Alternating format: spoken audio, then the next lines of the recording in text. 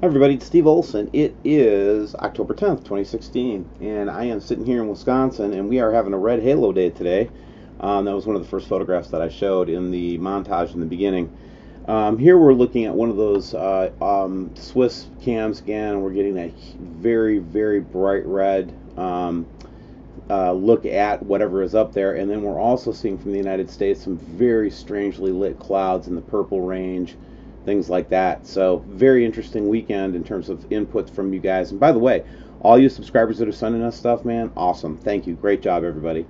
One of the things I wanted to bring up, though, was this matrix behind the lamppost, which was this eyes to the sky, the videos that we were talking about before. And we were taking a quick look at these over the weekend. And one of the things they saw in 2007 is just quite remarkable. Now, the reason that I think it's important to kind of look back at these historical records like this is because, we have a tendency to think that everything's right around the corner and that we're going to get our asses whooped. If I would have seen this in 2007, I would have probably started digging myself a bunker right then. So we have to learn to stay calm and try to figure out what we're seeing before we react to it, I guess is what I'm saying. But right now, I'll tell you that, see that ball coming in from the left? Some remarkable footage, and then they removed this footage as well, so I think that's pretty interesting too.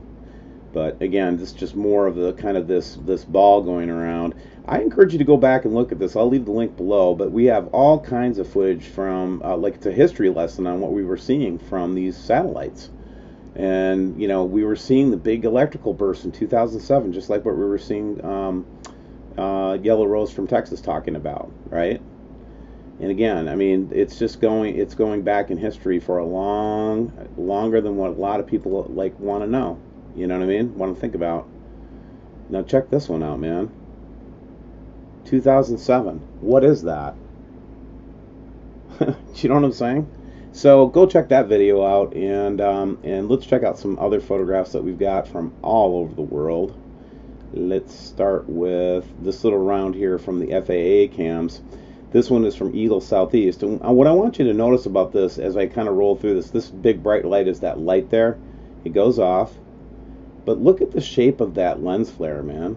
And then check it out from this perspective at this camera in FAA in Mentasta South. And look at this lens flare. That's reminiscent of what we saw down in Antarctica, right? Plus, not to mention that, of course I see the planet to the left, okay? And then this last little looping here, you can actually see that big, huge planet. And look at that lens flare, man. That is just like what we used to see in Antarctica, or we were seeing for quite a while in Antarctica, right? And then, so that's kind of interesting stuff. And then we've got a couple of, this one just blew my freaking mind. I saw it on Facebook. I don't know where it was taken from. I honestly don't. And I just thought it was remarkable. If it's a true image, it is one of the more remarkable ones we've seen. And that would indicate a pretty close object to the Earth, for sure. And then we've got this in these pictures. What I did was I actually turned the gamma way up so we could see what this red ball looked like, and also to see if it was emitting its own light or reflecting its own light. And as you can see here, this thing is just really weird, man.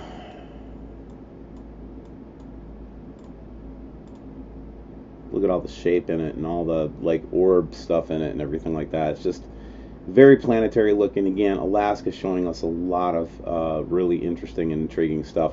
By the way, I heard somebody tried to call FAA. Please don't do that anymore, guys. Okay? I think Scott made the point pretty well, but just don't do that anymore. Okay? Great. Don't call them, because we don't want them to turn the cameras off now, do we? I don't know what that is, man. Bug on the lens? Who knows? And then here's another one of these where we're seeing that very strange lens flare. Here's one where, again, this is that reflection that happens because of what we think is they're trying to block it so we can't see it. But again, these are some recent images from, the last couple of days. Pretty interesting stuff. Now, what you got over here to the right here is a picture from just a couple days ago showing the streak of the yellow ball going by one of our satellites. Just leaving it there for reference. This was taken through a through a welding glass, but she was getting this bending orb or bending light that looked very similar to the track that our orb left, and then she was getting all kinds of orbs in here too as well. Very interesting capture with the welding glasses, right? And I'll just let a couple parts of this play, but she was just getting all kinds of stuff in her camera. But you can see this is just crazy stuff that she starts to get this little plasma beam going as a lens flare that looks exactly like this that we see here. Unbelievable stuff. And then who knows all these other orbs that are around the sun that she's capturing. A lot of times I'm suspecting that they have a lot of shield orbs up there and things to deflect light. That's what I'm suspecting anyway. Just another good set of captures there. And then just to kind of go down to Macquarie Island down in Australia to give you a quick update there, we still have the crazy green stuff and strange phenomenon that we see. But look at this green, lightning bolt still going on down there. Still all the crazy stuff that we've been talking about is still going on. And then here, check this out, man. I saw this from one time from like Central America, where the ring was all the way around the sky like this. But this is from the United States this weekend, you guys. First time I've seen it from the United States, and it's just a remarkable sight. And these folks were nice enough to send it to WSO for us to take a look at it with you. And here, what I'm going to try to do in this next frame now is just try to take and then brighten it up a little bit with some contrast, so you can see how just weird that is. And then also the sun has that huge halo around it, which is very visible as I bump that up a little bit. You know what I mean? Oh, this is great footage. Guys, I can't believe the footage you guys are sending us. It's great. Good stuff. Thank you very much. Again, a few last sub photos to show you guys here. Of course, this is the orb that was, that we saw from the Facebook photograph. And this is, we're starting to see this light on our horizon. I don't know if we'll see it tonight, but we have been seeing it lately. Really strange stuff's coming out in camera shots. Of course, the halo is back.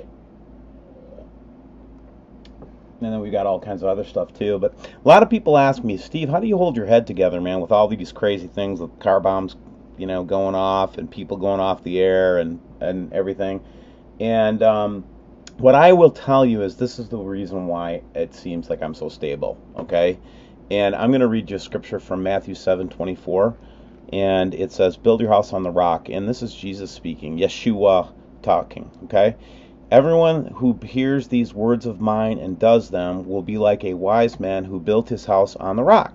And the rain fell, and the floods came, and the winds blew and beat on that house, but it did not fall, because it had been founded on the rock. And everyone who hears these words of mine and does not do them will be like a foolish man who built his house on the sand. And the rain fell, and the floods came, and the winds blew and beat against the house, and it fell, and great was the fall of it. And in a nutshell, this is talking about where you put your trust, guys. And are you going to put your trust in the self-serving model, the model of service to self, or are you going to put your trust in the model of putting your love and investing your love in other people and investing your love in, in humanity? So, make that choice, because if you found your whole life on the concept of love, then no matter how hard the waves hit it, it's not going to fall. Have a good one. Talk to you later.